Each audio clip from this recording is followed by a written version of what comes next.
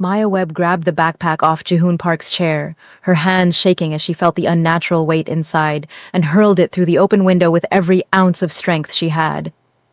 Children, get down, under your desks now. 23 second graders dropped to the floor, their screams filling the classroom. The backpack tumbled through the air, spinning toward the river below. Maya watched it fall, her heart hammering against her ribs. 2 seconds. 1 second. The explosion ripped through the air before the bag hit the water. A massive fireball erupted mid-flight, the shockwave slamming into the building like a giant fist. Maya flew backward, her body crashing into the wall as every window on the east side of Sunshine Grove Elementary shattered simultaneously. Glass exploded inward, a deadly rain of razors. The classroom shook violently. Ceiling tiles fell, the walls groaned, children screamed, high and terrified, their small bodies huddled under desks that suddenly seemed far too fragile. Maya's ears rang so loud she couldn't hear her own gasping breaths. Blood trickled from a cut above her eyebrow. She couldn't feel it. Couldn't feel anything except the thundering of her heart and the weight of 23 young lives depending on her. 300 yards away, on the roof of the building across the street, two men in black tactical gear stood with binoculars pressed to their faces. The taller one, Sung, had been watching the window, waiting for the satisfying sight of the classroom erupting from the inside. Instead, he'd watched the teacher, that black woman, throw the backpack out the window at the last possible second. "She threw it out," Sung said, his voice flat with disbelief. He lowered the binoculars, his jaw tight. The teacher threw the bag out. It detonated in the air. His partner, Jin, swore viciously in Korean. "Choi is going to kill us. The kid's still alive." "Then we finish it." Sung was already moving toward the roof, access door, pulling a handgun from his shoulder holster. "We go in, find the boy, complete the job before Park Minho arrives. Choi wants this done clean, but at this point, I don't care if it's messy. That kid dies today." Jin followed, chambering around in his own weapon. "What about the teacher?" "She's seen our faces on the security footage. She's a loose end." Sung's voice was cold, emotionless. "Kill her too." Back in the classroom, Maya pushed herself up on shaking legs. Smoke billowed through the shattered windows. The fire alarm shrieked to life, the sound drilling into her skull. Her students were crying, clutching each other, their faces pale with terror. She had to move, had to get them out. "Listen to me!" Her voice sounded distant, muffled, like she was underwater. "Everyone stay calm. We're going to walk, not run, to the fire exit. Hold hands, stay together." Little Yoonji Choi raised a trembling hand. "Miss Webb, you're bleeding." "I'm fine, sweetheart. Come. On! Everyone up, quickly now." Maya's eyes swept the classroom, counting heads. 23, all accounted for. Her gaze landed on Jihoon Park, the quiet 7-year-old boy who sat in the back corner and drew pictures of dinosaurs. His face was sheet white, his eyes huge with shock. That backpack had been his. Someone had planted a bomb in a child's backpack. The knowledge of what she'd overheard 10 minutes ago in the hallway made her blood run cold. Two men speaking rapid Korean, words she'd learned during her 3 years teaching at this school. Bomb, the boy, after lunch. She'd learned Korean because she loved her students, because she wanted to understand them, connect with them. She never imagined it would save a life. Maya's phone buzzed in her pocket. She ignored it. Principal Kim burst through the door, her face gray with shock. "Maya, what happened? Are you hurt? Are the children?" She stopped, her gaze sweeping the crying, terrified children. "Get them out! Fire exit! Now!" They shepherded the children into the hallway, Maya carrying the smallest ones, her heart hammering so hard she thought it might crack her ribs. The hallway was chaos, teachers evacuating classrooms, students crying, the alarm splitting the air. But underneath it all, Maya heard something that made her blood freeze. Gunshots, 3 sharp cracks echoing from the main entrance. Principal Kim heard it too. Her face went white. "Get the children to the far parking lot. Now, don't let anyone back inside." She pulled out her phone with shaking hands, her voice tight with fear as she dialed. "Yes? This is Principal Kim at Sunshine Grove Elementary. There's been an explosion and now gunfire. We need police immediately. And yes, I need to speak to Mr. Park. His son Jihoon is here, and there's been an attempt. Maya wasn't listening. She was counting heads as they poured through the fire exit into the afternoon sunlight. 23 students. 23. Her eyes scanned the crowd of crying children clustered around other teachers. She counted again. 22. Her heart stopped. Jihoon. Where was Jihoon? She spun, her eyes searching frantically. And there he was, standing at the door they'd just exited, his small face pressed against the glass, looking back inside. "Miss Maya!" he called out, his voice thin and scared. "I forgot Mr. Bear." "Jihoon, no!" Maya sprinted toward him, but the boy had already pulled the door open and slipped back inside. Without thinking, without hesitating, Maya plunged through the door after him.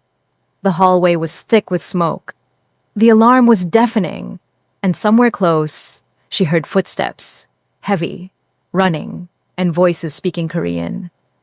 "Find the boy. Choi wants him dead before his father arrives." Maya's blood turned to ice.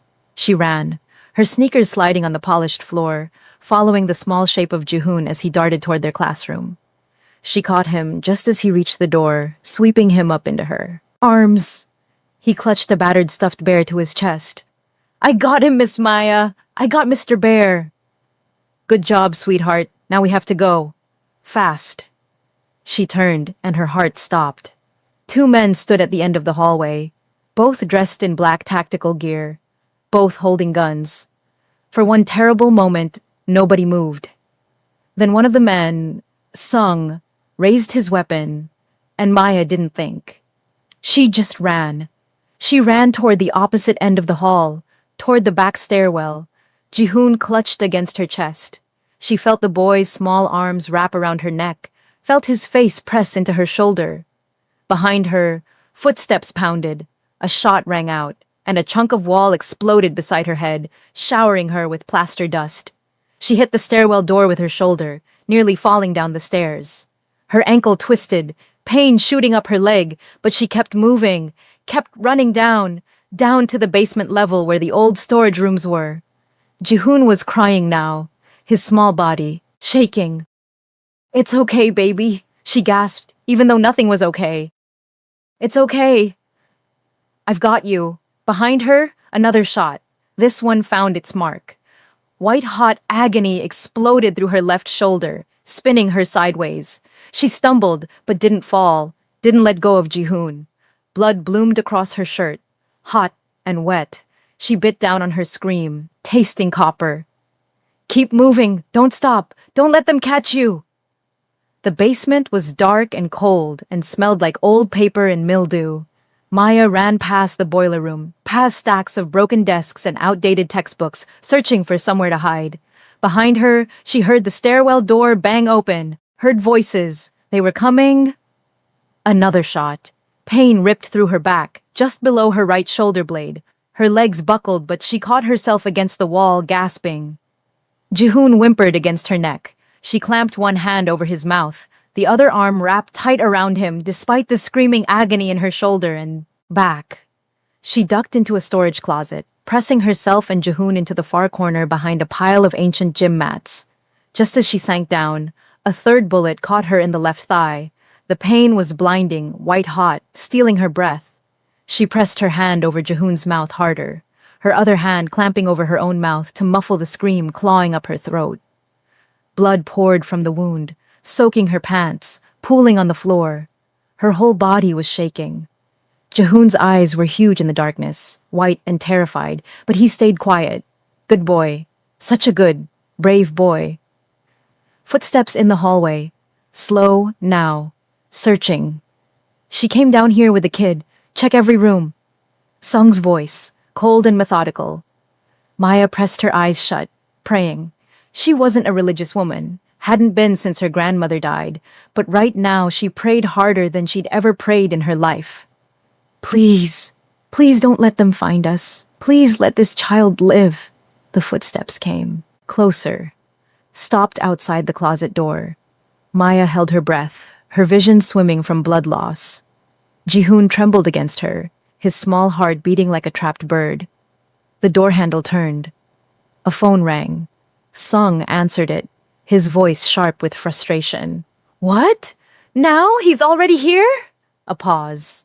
Fine, fall back, we'll finish this later. The footsteps retreated, fast now, moving away.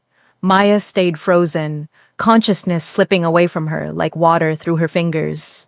When she finally moved, her legs had gone numb. Blood had soaked through her clothes, sticky and warm. She was dying. She knew it with a terrible certainty. But she had to get Jihoon out first, had to get him to safety.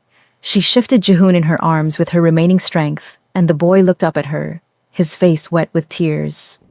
Miss Maya, you're bleeding a lot. I know, sweetheart. We're going to find your daddy. Her voice sounded far away, not quite her own. Black spots danced at the edges of her vision. Maya crept to the closet door and eased it open. The hallway was empty, silent except for the distant sound of sirens. Police. Finally. She emerged from the closet, still carrying Jihoon, each step sending fresh waves of agony through her bullet-torn body. Her left leg barely supported her weight. Blood dripped from her fingertips, leaving a trail on the floor behind her. She made her way to the stairs, each step a small agony that built into an inferno. When she pushed open the stairwell door to the first floor, smoke still hung in the air, but the alarm had finally stopped. The sudden quiet was almost worse than the noise. She made her way toward the front entrance, toward the sound of voices and sirens outside.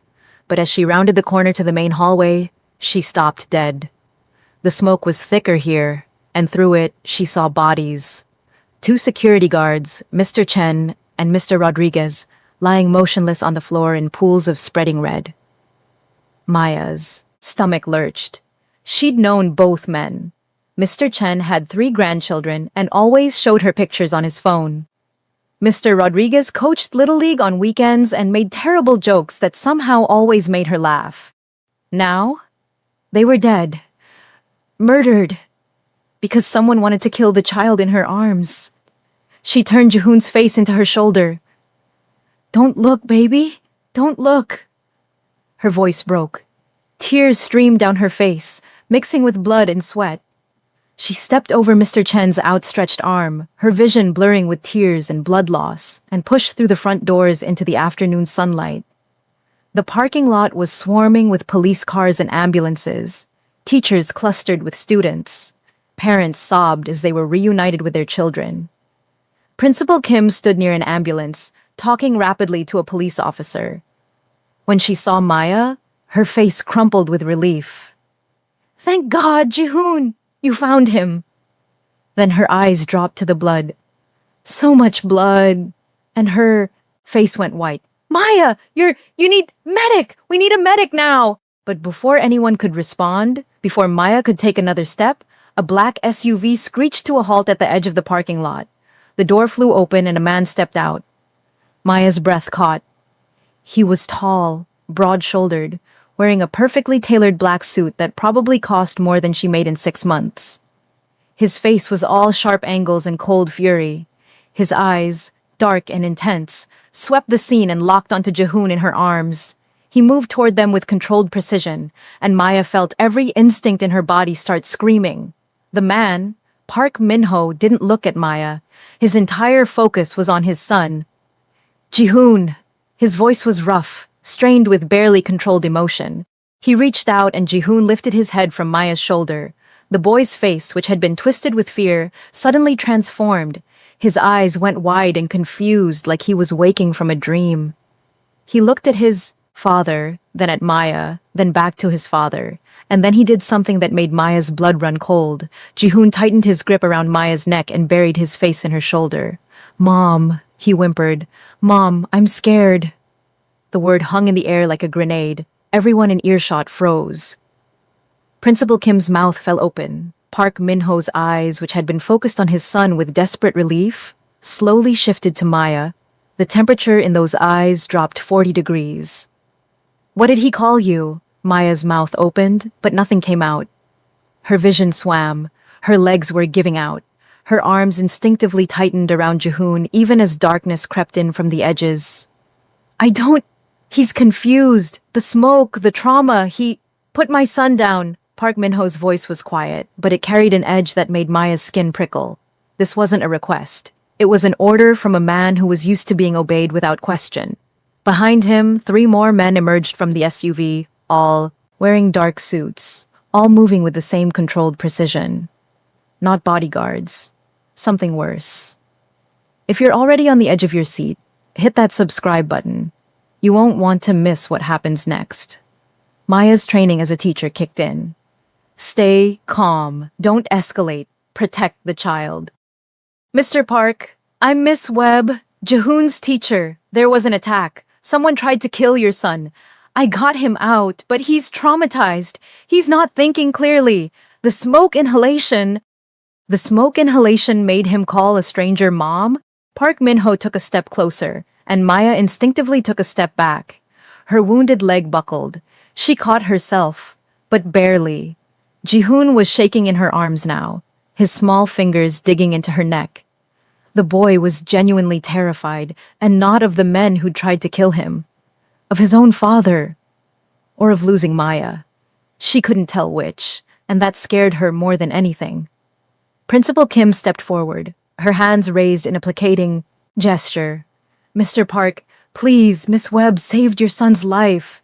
She threw the explosive device out the window before it could detonate. She protected him from armed attackers. She has my son calling her mom. Park Min-ho's eyes never left Maya's face. Why would he do that unless someone put the idea in his head? The accusation hit Maya like a slap. Are you suggesting I risked my life for your child just to brainwash him? In the middle of a terrorist attack? Her voice rose despite her best efforts to stay calm. Blood dripped from her fingertips onto the pavement. I saved him. Those men were trying to kill him. I took him to the basement. I hid him. I kept him safe while people died upstairs. I took 3 bullets protecting him. And then you brought him out here calling you mom. Convenient. Park Min-ho's hand moved to his waist, and Maya saw it then, the slight bulge under his jacket. He was armed. Of course he was armed. This man wasn't just a CEO. He was something else, something dangerous. A police officer approached, his hand resting on his own weapon. Sir, I'm going to need you to step back. We're taking statements from everyone involved. The woman is clearly injured and needs medical attention immediately. Park Min-ho turned his head slightly, and one of his men moved between him and the officer with casual, practiced ease. The officer's hand tightened on his weapon, but before he could act, another man in an expensive suit appeared, flashing a badge. Federal jurisdiction. These 2 are coming with us for their own protection. The attack was orchestrated by an organized crime syndicate. They're witnesses in an ongoing investigation. The officer's face paled. He looked from the badge to Park Min-ho to Maya, clearly recognizing that he was outmatched. Sir, this woman has been shot multiple times. She needs to go to a hospital. She'll receive the best medical care available. Private physicians. Secure location. The suited man's voice was calm, authoritative, brooking no argument. Unless you want to be responsible for her death when the people who ordered this attack come back to finish the job? The officer stepped back, his jaw tight with frustration. But he didn't argue further. Maya saw it happening, saw the situation spiraling out of control, and did the only thing she could think of.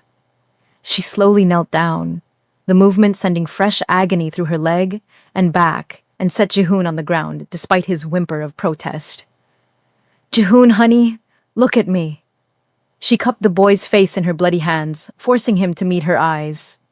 That's your daddy. He came to get you. You're safe now. You're going to go home with him, okay? Jihoon's eyes filled with tears. But I want to stay with you, Mom. He said it again, that word that was digging Maya's grave deeper with every repetition. She saw Park Min-ho's jaw tighten, saw his men shift their positions, surrounding them. This was bad. This was so bad. Sweetheart, I'm not your mom. I'm Miss Webb, your teacher. Remember, I read you stories about dinosaurs. You drew me that picture of a T-Rex. She kept her voice soft, gentle, even as her heart hammered against her ribs and blood loss made the world tilt sickeningly. Behind Jehoon, she could see his father's face, could see the cold calculation there. He thought she'd done something to his son. He thought she was a threat. Jehoon shook his head stubbornly. You saved me. You kept me safe. Mommies keep you safe. His logic was childish but ironclad. In his traumatized 7-year-old brain, the equation was simple. Maya had protected him the way mothers protect their children. Therefore, she must be his mother. The fact that his actual mother was nowhere in this picture, that he'd apparently never mentioned her, sent warning bells clanging in Maya's head. Mr. Park, she said quietly, her eyes lifting to meet his. Her vision was fading at the edges now, gray creeping in. Your son has been through something terrible. He watched his classroom explode. He heard gunshots. He saw... She stopped, glancing at Jehoon. He saw things no child should see. He's latched on to me because I was there, because I protected him. It's not unusual in trauma situations. He needs time and probably therapy to process what happened. For a long moment, Park Min-ho said nothing. He studied her face like he was memorizing every detail, every flaw. Then he knelt down in front of his son. Jihoon, look at me. His voice, which had been hard as steel when addressing Maya, softened slightly. I'm taking you home now. You're safe. No one will hurt you. But when he reached for the boy, Jihoon scrambled backward, colliding with Maya's legs. No, I want to stay with Mom! Don't make me go! The child's voice rose to a shriek, and Maya saw something flicker across Park Min-ho's face. Pain, raw and quickly suppressed, but it had been there. This man, whatever else he was, loved his son, and his son was rejecting him for a stranger. A paramedic approached with a stretcher. Sir, ma'am, this woman has lost a dangerous amount of blood. She needs immediate medical intervention, or she'll go into shock. No hospitals, Park Min-ho stood abruptly. I have private medical staff. They'll be taken care of. Sir, this is a crime scene. We need statements. The child is a witness. The woman is a victim. My son is 7 years old and traumatized. You want a statement? You go through my lawyers. Park Min-ho pulled out his phone and made a call, speaking rapid Korean. Something about cleaning up a mess and handling the police. When he hung up, he looked at the officer. You'll have full cooperation, but not today. My son needs to recover, and he clearly needs time to remember who his actual family is. The way he said it, the emphasis on actual family, made Maya's stomach twist. She opened her mouth to defend herself again, but suddenly the world tilted violently. Her vision blurred at the edges, then tunneled. She put a hand to her forehead, and it came away red. Blood.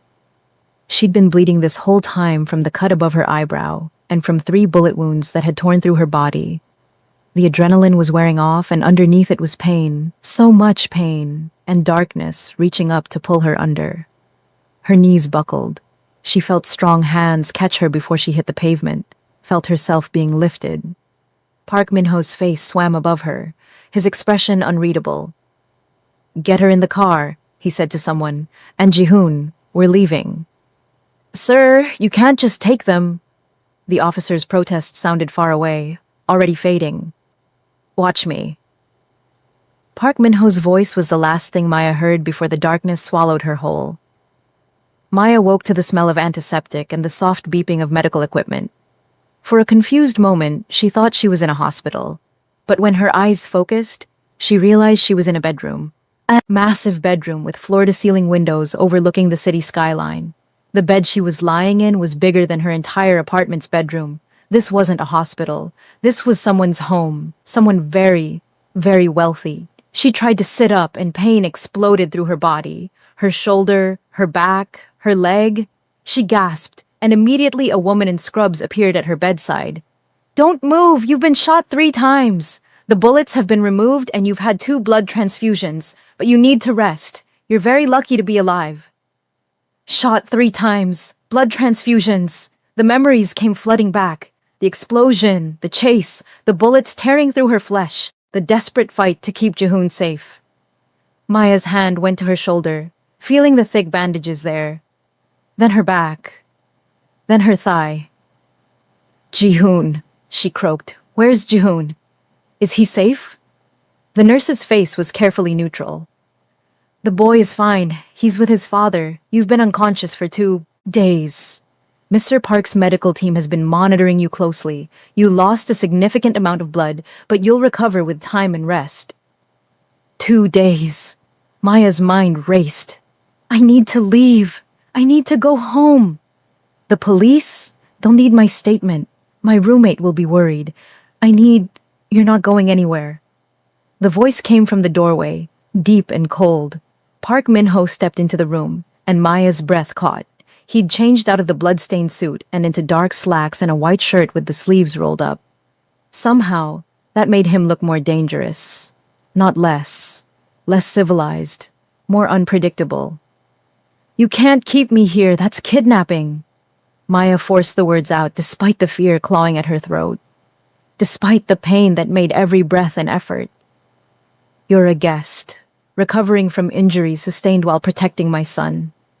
Park Min-ho moved to the window, his back to her, his posture deceptively relaxed. The police have been informed that you're receiving private medical care and will give your statement when you're able. Your roommate has been contacted and told you're safe. You have nothing to worry about. Everything about this was wrong. Maya gritted her teeth against the pain and pushed herself up slightly, ignoring the nurse's warning look. With all due respect, Mr. Park, I don't know you. I don't know why someone tried to kill your son.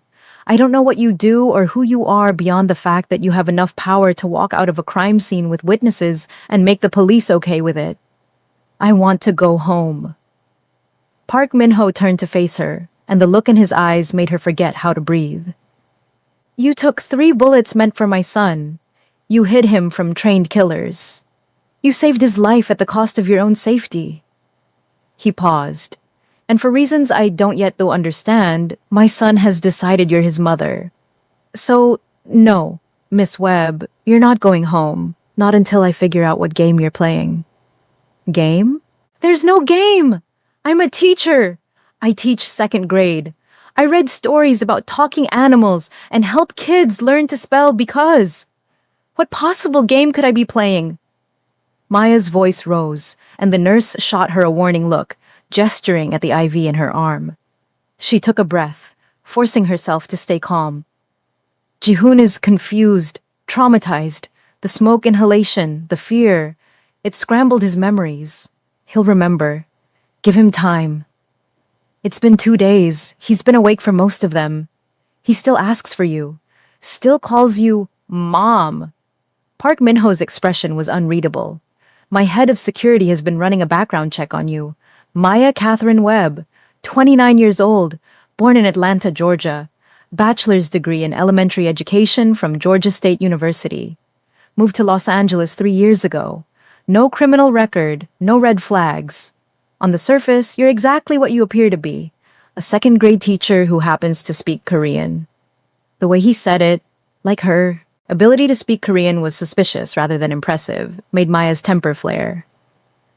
I learned Korean because I wanted to connect with my students. More than half the kids at Sunshine Grove are Korean American. I wanted to understand them, talk to their parents, be a better teacher. That's it. There's no conspiracy. Then explain why my 7-year-old son, who has never in his life called anyone mom, has latched onto you with a desperation that borders on hysteria. Park Min-ho's voice was still calm, but Maya could see the tension in his shoulders, the tightness around his eyes. His mother died when he was 3. He barely remembers her. He's never called anyone else by that name. Not his nannies, not his grandmother, no one. Until you. The pain in those words, carefully hidden but still there, made Maya's anger falter. She thought about Jihoon, sweet and shy, who sometimes drew pictures of a woman with long dark hair and gave them to Maya without explanation, who once asked her if people who died could come back if you wished hard enough, who had a sadness in his eyes that no 7-year-old should carry. I'm sorry, Maya said quietly. I'm sorry for your loss. I'm sorry Jihoon has been through that. But I didn't do anything to manipulate him. When everything went wrong, when those men came, I protected him the only way I knew how. I held him. I kept him safe. I told him everything would be okay. Maybe that's what he needed. Maybe that's what he's been needing for a long time. Something flickered across Park Min-ho's face, too fast for Maya to identify. He turned back to the window. The men who attacked the school are dead. Police found their bodies in an alley 3 blocks away. Professional hit. Clean. Whoever ordered the attack on my son wanted to tie up loose ends. Maya's blood ran cold. Who would want to kill a 7-year-old? People who want to hurt me. Park Min-ho's voice was flat, matter of fact. I have enemies, Missy. Webb. A lot of them. Occupational hazard. What exactly do you do, Mr. Park? He was quiet for so long that Maya thought he wouldn't answer. Then, I run a business that operates in gray areas. Import, export, protection, information brokerage. I've made choices that have consequences. Usually, I can keep those consequences away from my son. 2 days ago, I failed. Gray areas, protection, information brokerage. Maya wasn't naive. She knew what those words meant, especially coming from a man who traveled with armed security and could make the police back down with a phone call. You're telling me you're a criminal. I'm telling you I exist in spaces where the law is more flexible than most people understand. He turned to face her again. And because my son has attached himself to you, you're now in those spaces too. Which means you're in danger. The people who tried to kill Jihoon will learn that a teacher saved him. They'll learn your name, your address, everything about you. And they'll come after you, either to finish what they started or to use you to get to him. The words hit Maya like ice water. She thought about her small apartment in Koreatown, the thin walls and the broken lock on the front door that her landlord kept promising to fix. She thought about walking to the grocery store, to the coffee shop, completely oblivious to danger. You're saying I can't go home because someone might kill me. I'm saying you can't go home because someone will absolutely try to kill you. The only question is when. Park Min-ho crossed his arms. You have 2 choices. You can leave here, go back to your life, and hope my security team can keep you alive. Or you can stay here, where I can protect you and where my son can see you while he works through whatever psychological break he's experiencing. That's not a choice, that's an ultimatum. Maya's hands clenched in the expensive sheets, sending fresh pain through her injured shoulder. You're basically holding me hostage. I'm offering you protection. There's a difference. Is there? Maya met his eyes, refusing to look away, even though every instinct told her this man was dangerous, that pushing him was a bad idea. Because from where I'm sitting, it looks like you're keeping me here against my will, whether you call it protection or not. For a long moment, they stared at each other, the tension in the room thick enough to choke on. Then Park Min-ho smiled, and it was the coldest smile Maya had ever seen. You're brave. Stupid, but brave. I respect that. But let me be very clear, Miss Webb. My son is the only thing in this world I care about. The only thing. If keeping you here makes him feel safe, makes him heal faster, then you're staying. If I have to lock you in this room, I will. If I have to put guards outside your door, I will. You saved his life, and for that, you have my gratitude. But don't take gratitude for weakness. Before Maya could respond, a small voice called out from the hallway. Mom? Are you awake? Park Min-ho's expression shuddered, becoming unreadable. He stepped aside as Jihoon appeared in the doorway, wearing dinosaur pajamas and clutching his battered Mr. Bear. The boy's face lit up when he saw Maya, and he ran to the bed, scrambling up beside her despite the nurse's protest. Mom, you were sleeping for so long. I was worried. Jihoon threw his small arms around Maya's neck, careful of her bandages, and buried his face in her shoulder. Daddy said you were sick because you saved me. Thank you for saving me, Mom. I love you. Maya's heart shattered. She looked over Jihoon's head at Park Min-ho, saw the pain and anger and helplessness warring on his face. This was killing him, watching his son give affection meant for him to a stranger. But when she opened her mouth to correct Jihoon again, the boy just held her tighter. I had a bad dream, Jihoon whispered. There was fire and loud noises and scary men.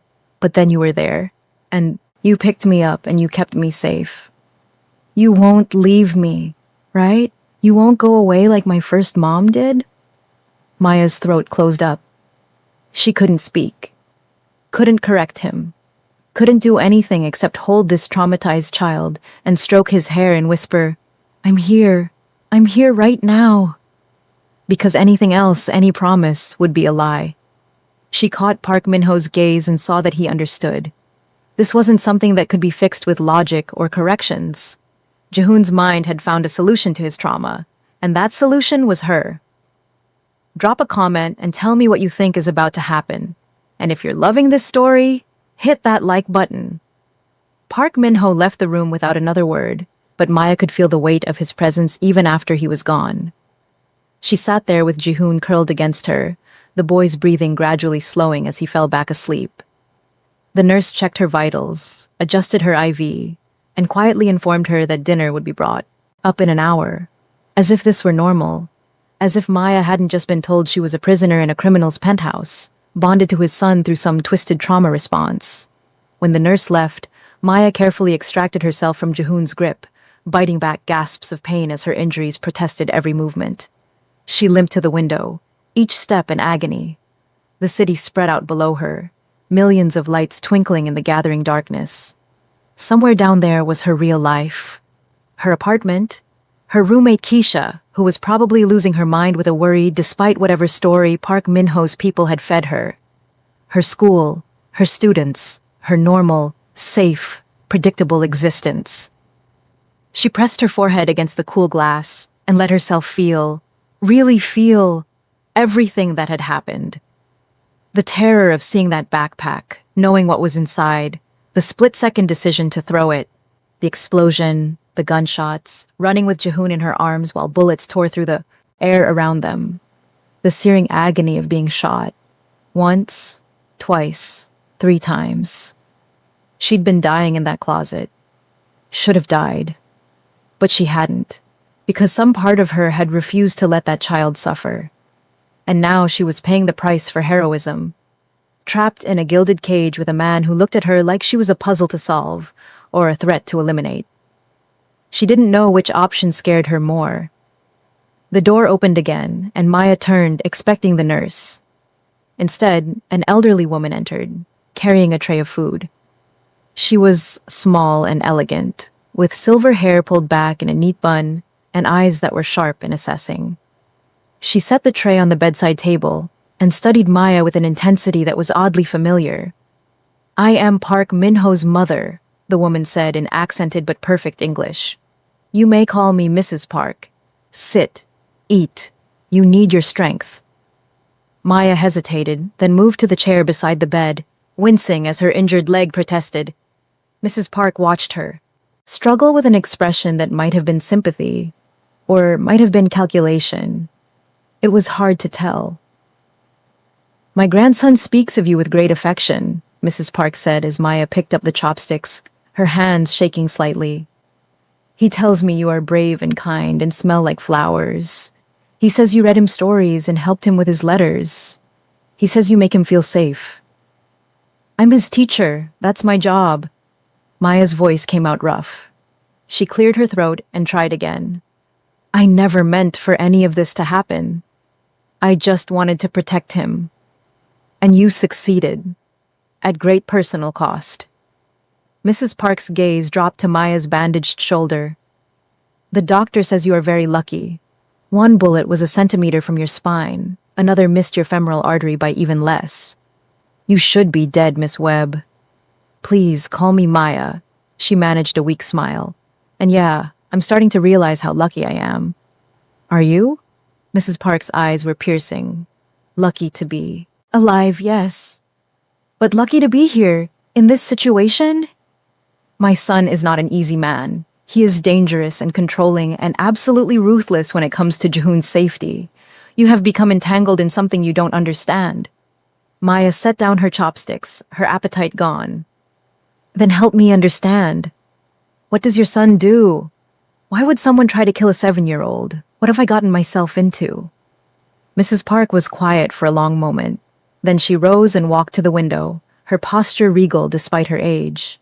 My late husband built an empire from nothing. Import, export, shipping, legal on the surface, less legal underneath. When he died, my son inherited that empire along with all its complications. Minho has enemies, Miss Webb, powerful enemies who would use any weakness against him, and Jehoon is his greatest weakness. So someone tried to kill his son to hurt him. Maya's stomach twisted. That's sick. That is the world my son lives in, the world Jehoon was born into. Mrs. Park turned back to face her. Jehoon's mother was a good woman, kind, gentle, much like you. She died in a car accident when Jehoon was 3, though I have always suspected it was not truly an accident. My son has never remarried, never even dated seriously. He throws himself into his work and his responsibilities, and Jehoon is raised by nannies and tutors and guards. The boy is lonely, Miss Webb, desperately lonely. He needs a mother's love, and he has found it in you. The words hung in the air, heavy with implications. Maya shook her head. I can't be his mother. I'm not his mother. This whole thing it's crazy. He'll remember eventually. He has to. Perhaps. Or perhaps this is a gift. Mrs. Park moved closer, her expression softening slightly. My grandson is happy for the first time in years. He smiles. He laughs. He feels safe. You have given him something precious, whether you intended to or not. Would it be so terrible to stay for a while? To help him heal? By lying to him? By pretending to be someone I'm not? Maya felt tears prick her eyes. That's not healing, that's delusion. Children's minds are more complex than we give them credit for. Mrs. Park sat down across from Maya. Perhaps Jehoon knows, on some level, that you are not his biological mother. Perhaps he doesn't care. Perhaps what matters to him is that you love him, protect him, care for him. Perhaps the title mother is less important than the actions that come with it. Maya wanted to argue, but the words died in her throat. Because there was a kernel of truth in what Mrs. Park was saying. She did care about Jehoon, had cared about him even before 2 days ago, when he was just one student among 23. She'd noticed his sadness, his loneliness, the way he lit up when she praised his drawings or read him an extra story. She'd wanted to help him, protect him, long before bullets started flying. My son will not let you leave, Mrs. Park said quietly. Not while Jehoon needs you. You might as well make peace with that reality. The question is, what will you do with the time you have here? Will you fight against it every day, making yourself and everyone around you miserable? Or will you accept this strange gift you've been given and try to help a lonely child heal? Before Maya could respond, Jehoon stirred in the bed, his small voice calling out, Mom? Where are you? Maya's heart clenched. She looked at Mrs. Park, then at the child in the bed, then at the door where freedom and danger waited. She thought about her small apartment, her roommate, her normal life. She thought about the men with guns, the explosion, the blood. She thought about Mr. Chen and Mr. Rodriguez, good men who died protecting children. She thought about Jehoon's face when he'd called her mom, the desperate need in his eyes. She thought about Park Min-ho's cold warning, "You're staying." And she realized she didn't have a choice. Not really. Not when a child's well-being hung in the balance. She moved to the bed, every step sending fresh pain through her body, and sat beside Jehoon, taking his small hand in hers. I'm here, sweetheart. I'm right here. The boy's face relaxed, and he smiled up at her with such pure trust that Maya felt something crack open in her chest. Mrs. Park watched them for a moment, then nodded, as if Maya had passed some sort of test, and left the room. Maya sat there in the darkness, holding a child who wasn't hers, in a penthouse that was a prison, working for a man who was a criminal, and wondered how her life had spiraled so completely out of control in the span of 2 days. She wondered if the police were looking for her, if her roommate believed whatever story Park Min-ho's people had told her, if her principal had reported what happened, if anyone would come looking for her. She wondered if she even wanted them to. The door opened again, and this time it was Park Min-ho. He stood in the doorway, backlit by the hallway light. his face in shadow. He won't sleep unless you're nearby. The nanny tried to take him to his own room. He had a panic attack. He's traumatized. That's normal. Maya kept her voice low, conscious of the drowsing child beside her. He needs time and stability and therapy. Probably medication for the anxiety. This isn't something that's going to resolve overnight. The best child psychologist in the city will be here tomorrow. Park Min-ho stepped into the room, and Maya could see his face now, the exhaustion etched into every line. He looked like a man who hadn't slept in days. She specializes in childhood trauma. She'll evaluate Jihoon and recommend a treatment plan. Good, Maya paused. Your mother came to see me. I know. She told me. Park Min-ho moved to the window, his hands in his pockets, his posture tense. She thinks I should let you stay as long as Jihoon needs you. She thinks you're good for him. And what do you think? For a long moment, he didn't answer. Then, I think you're dangerous. Not because you mean to be, because my son loves you, and love is the most dangerous thing in my world. It makes people weak, vulnerable, exploitable. Love doesn't make you weak, it makes you human. Maya's voice was soft but firm. Your son needs love, Mr. Park. He needs to feel safe and cared for and important. You can give him money and security and the best education in the world, but none of that matters if he doesn't feel loved. He is loved. I love him more than my own life. The words came out fierce, almost angry. Then show him. Don't just protect him. Don't just provide for him. Be with him. Talk to him. Play with him. Maya met his eyes across the darkened room. Be his father, not his bodyguard. Maya took a breath, then continued, her voice gentler now. I know he made you a birthday card last month. He worked on it for 3 days, making sure every letter was perfect. He asked me how to spell best daddy in the world. And then he waited by the classroom door for an hour after school, hoping you'd come pick him up so he could give it to you himself. When you didn't show, he put it in his backpack and never mentioned it again. The silence that followed was suffocating. Park Min-ho stood frozen, his jaw clenched so tight Maya could see the muscle jumping. For a moment, she thought he might yell at her, might throw her out despite his earlier declaration that she couldn't leave. Instead, he turned on his heel and walked out, the door closing behind him with a quiet click that was somehow worse than a slam. Maya released a breath she didn't know she'd been holding. She'd overstepped. Badly. She was a guest, or a prisoner, depending on how you looked at it, and she just criticized the host. The host who was a criminal with the power to make her disappear. Smart, Maya, real smart. But as she looked down at Jihoon, sleeping peacefully now, she couldn't bring herself to regret the words, because they were true. This child needed his father, and his father was too busy playing gangster to see it. The next morning, Maya woke to find Jihoon still curled against her side and a strange woman sitting in the chair Mrs. Park had occupied the night before. The woman was middle-aged, with kind eyes and a gentle smile, wearing professional attire and holding a leather portfolio. Good morning, Miss Webb. I'm Dr. Sarah Chen. I'm a child psychologist, and Mr. Park has asked me to evaluate Jihoon.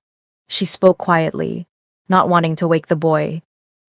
He's also asked me to speak with you about what happened and how we can best help Jihoon through this trauma. Maya carefully extricated herself from Jihoon's grip, gritting her teeth against the pain, trying not to wake him, and moved to the sitting area near the window. Dr. Chen followed, settling into the chair across from her. Tell me everything that happened. Don't leave anything out. So Maya did. She walked Dr. Chen through the entire attack, from overhearing the men in the hallway, to throwing the backpack, to hiding in the basement, to being shot 3 times. She described Jihoon's fear, his confusion, his desperate need to feel safe. She explained about the smoke inhalation, the way the boy's mind seemed to have latched onto her as a protective figure. Dr. Chen listened without interrupting, taking occasional notes.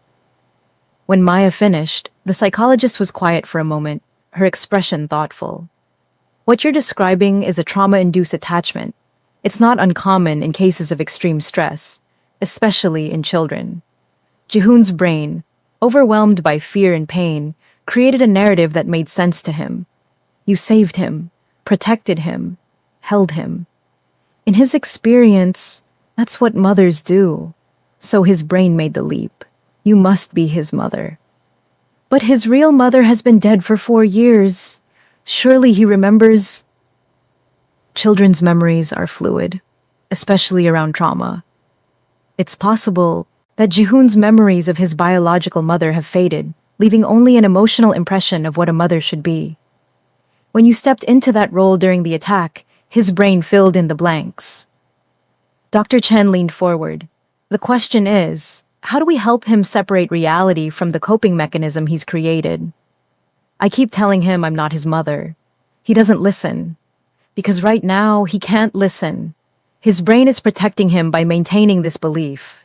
Forcing him to accept reality too quickly could cause more harm. Dr. Chen glanced at the sleeping child. My recommendation is that we allow Jihoon to maintain this attachment for now, while gradually introducing reminders of reality. You can be a mother figure without claiming to be his mother. You can care for him, comfort him, while gently reminding him that his real mother is gone and his father loves him very much. So I'm supposed to play along? Maya felt sick at the idea. You're supposed to give him a safe space to heal. As his trauma subsides, his cognitive function will return to normal, and he'll naturally begin to separate the fantasy from reality. Forcing it now would only traumatize him further. Dr. Chen's expression was sympathetic. I know this isn't what you signed up for, but you saved that boy's life. Now I'm asking you to help save his mind. Maya looked at Jihoon, so small and vulnerable in the massive bed. She thought about her grandmother, who'd raised her after her own parents died in a house fire when she was 8. She remembered the confusion, the desperate need to feel safe, the way she'd clung to her grandmother like a lifeline. She remembered how long it had taken for the world to make sense again. How long? She asked quietly. How long before he remembers? Every child is different. With proper therapy and support, I'd estimate a few weeks to a few months. Dr. Chen paused. But Miss Webb, there's something else you should know. Jihoon didn't. Just experienced trauma 2 days ago. He's been living with trauma for years. The loss of his mother, the emotional distance from his father, the constant threat of danger because of his family's business, all of that has left scars. The attack was simply the catalyst that made those scars visible. The implication was clear. Jihoon's problems went deeper than one bad day. This child had been slowly breaking for years, and nobody had noticed. Or if they had, they hadn't done anything about it. What does he need? Maya asked. Stability, safety, love, therapy, obviously. But more than that, he needs to feel like he matters to the people around him. That he's not just an asset to be protected, or a weakness to be hidden, but a child who deserves affection and attention and normalcy. Dr. Chen met Maya's eyes. He needs what you gave him that day, someone who will risk everything to keep him safe. Before Maya could respond, Jihoon stirred. His eyes opened, immediately seeking her out, and when he found her, his whole face lit up. Mom, you're still here. I'm still here, sweetheart. Maya moved back to the bed, unable to ignore the pull of that desperate hope in his eyes. How are you feeling? Better. My head doesn't hurt anymore. Jihoon sat up, hugging Mr. Bear. Is Daddy mad at me? The question caught Maya off guard. Why would he be mad at you? Because I called you Mom. He looked sad when I said it. Jihoon's lower lip trembled. I don't want him to be sad. But I don't want you to go away either. Maya's heart broke. She pulled Jihoon into a careful hug, mindful of her injuries. Your daddy isn't mad at you, baby. He loves you so much. He's just worried because the attack was scary for everyone. Are you my mom now? Jihoon asked, his voice muffled against her shoulder. Maya looked at Dr. Chen, who gave a small nod. Permission. Or maybe encouragement. I'm someone who cares about you very much, Maya said carefully. Someone who will always want to keep you safe. It wasn't a yes, but it wasn't a no either. And for now, that seemed to be enough. Jihoon nodded against her shoulder, satisfied with the answer, and Dr. Chen smiled approvingly. The day passed in a strange sort of limbo. Dr. Chen spent hours with Jihoon, doing gentle assessments disguised as play. Maya watched from the sidelines, seeing the careful way the psychologist drew out the boy's fears and confusion. Jihoon talked about the explosion, the scary men, the way Miss Maya had kept him safe. He drew pictures of fire and smoke, and a woman with a dark skin holding a small boy. He cried, sometimes, and laughed at other times. And through it all, he kept coming back to Maya, needing to touch her hand or lean against her leg, as if reassuring himself she was real. Park Min-ho appeared periodically, checking on his son but maintaining a careful distance. Every time Jihoon saw his father, he would wave and smile, but he didn't run to him the way he ran to Maya, didn't seek comfort from him. And every time it happened, Maya saw the pain flash across Park Min-ho's face before he shuddered it away. Late in the afternoon, after Dr. Chen had left and Jihoon had been coaxed into taking a nap by the nanny, Park Min-ho appeared in the doorway. "We need to talk, my office, now." It wasn't a request. Maya followed him down a hallway lined with expensive art, limping heavily, each step a reminder of her injuries. They entered an office that was all dark wood and leather and floor-to-ceiling windows. Park Min-ho closed the door behind them and gestured to a chair. Maya sank into it gratefully, her leg throbbing. "Dr. Chen says Jihoon's attachment to you is a trauma response, that it will fade with time and therapy." Park Min-ho didn't sit. He paced, his movements restless, controlled violence barely leashed. "She says forcing him to accept reality too quickly would be damaging." "That's what she told me too." Maya kept her voice neutral. "So you're staying, for however long it takes." He stopped pacing and looked at her directly. "You'll live here, care for Jihoon, help him heal. In return, I'll ensure your safety, pay you a salary. Let's call it $200,000 for the duration of your stay. And when this is over, when Jihoon no longer needs you, you can return to your life with enough money to start over wherever you want." $200,000. Maya's mind reeled. That was more money than she'd make in 5 years of teaching. Maybe more. "You're paying me to be your son's fake mother." "I'm paying you to help my son heal from trauma." Park Min-ho's voice was hard. "Don't make it sound sordid." "Then don't make it transactional." Maya stood, ignoring the pain shooting through her leg, anger flaring. "I don't want your money. I never wanted any of this. I saved your son because it was the right thing to do, not because I expected a paycheck."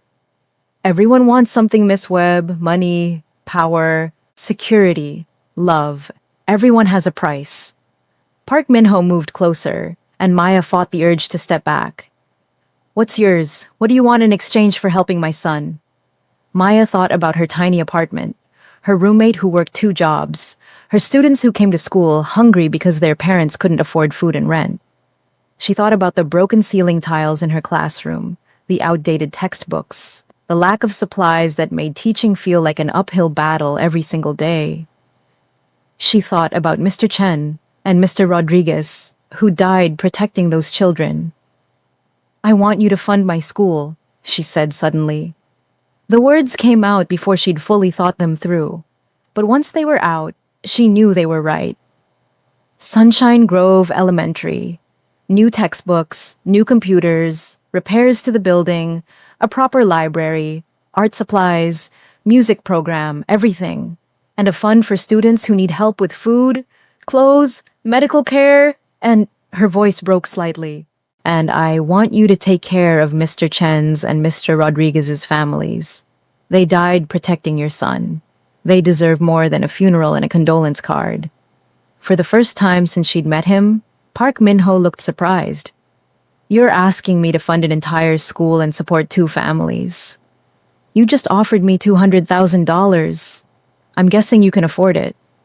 Maya crossed her arms, ignoring the pain in her shoulder. "You want me to help your son? Fine, but I want to help my students too.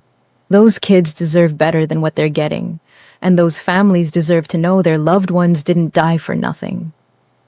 A slow smile spread across Park Min-ho's face, and it transformed him. made him look younger, less dangerous, almost human. You're not what I expected, Miss Webb. Maya, and what did you expect? Someone who would take the money and run. Someone who would use the situation to their advantage. He studied her face like he was seeing her for the first time. Instead, you're trying to negotiate a better deal for children you may never teach again, and families you barely knew. Those kids matter to me. Jihoon matters to me. Mr. Chen and Mr. Rodriguez mattered. Maya lifted her chin. I'm not going to profit off a child's trauma, or good people's deaths. Park Min-ho held out his hand. Deal.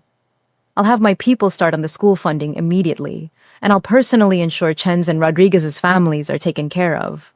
College funds for their children, mortgages paid off, whatever they need. In return, you stay here, help Jihoon heal, and don't ask questions about my business. Maya shook his hand, trying to ignore the spark of electricity that shot up her arm at the contact. I want regular updates on the school and the families, and I want to know if those men, the ones who tried to kill Jihoon, if their employer is still a threat. Choi is being dealt with, you're safe. Park Min-ho released her hand. But there will always be threats, Miss Webb. Maya, that's the nature of my world, which is why you'll have security whenever you leave this building. Non-negotiable. I'm not leaving the building much, am I? Not until we're certain the danger has passed. Park Min-ho moved to his desk, pulling out a tablet. Your belongings have been collected from your apartment. Your roommate has been told you're staying with a friend while you recover from injuries. Your principal has been informed you'll be taking a medical leave of absence. As far as the world knows, you're simply recuperating in private. The casual way he said it, like he'd just erased her from her own life, made Maya's skin crawl. You had no right? I had every right. You were unconscious and dying. Someone needed to make decisions. Park Min-ho's voice was matter of fact. Would you rather I left you bleeding out in that parking lot, unprotected, a sitting target for anyone who wanted to finish what they started? He had a point, much as Maya hated to admit it. She sank back into the chair, suddenly exhausted. Her shoulder throbbed, her leg ached, her back burned, and somewhere in this massive penthouse, a 7-year-old boy was sleeping peacefully because